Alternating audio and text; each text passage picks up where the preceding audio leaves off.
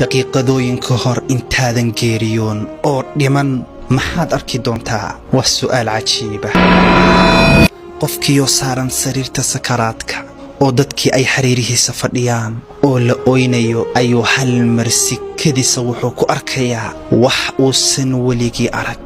waa malakul mawt iyo malaa'ig la socota. qofkii wuxuu isku dayayaa inuu dadka u sheego waxa uu arkayo, laakiinse ma awooda inuu hadlo, ma awooda inuu dadka u tilmaamo waxa uu arkayo.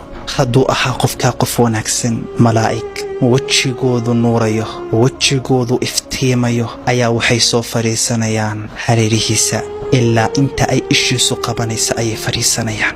kadib ayuu malakul mawtkii soo dhaqaaqayaa ilaa uu ka fadhiisto qofkii sakaraadayay madaxiisa agti ayuu fadhiisanayaa malakul mawtka. markaabuu malakul mawtka wuxuu odhanayaa nafyahay wanaagsan, nafyahay fiican, uu soo bax raali ahaansho ilaahay, uu soo bax dembi dhaaf iyo janno. naftii way soo baxaysaa si yaroo degan oo fudud ayay jirka uga soo baxaysaa. laakiinse qofka hadduu ahaa qof xun, hadduu ahaa qof xumaan sameeya, malaa'ig wejigoodu mugdi yahay ayaa soo dhaqaaqaya. waxa ay soo fadhiisanayaan qofkii sakaraadayay oo xumaa hareerihiisa ilaa inta ay ishiisu qabanaysa ayay fadhiisanayaan malaa'igta. kadib ayuu malakul mawtkii soo dhaqaaqayaa. malakul mawtkii waxa uu fadhiisanayaa qofkaa sakaraadaya ee xun madaxiisa agti. markaabuu malakul mawtka wuxuu odhanayaa nafyahay xun, nafyahay khabiithada ah, uu soo bax cara ilaahay, uu soo bax naar.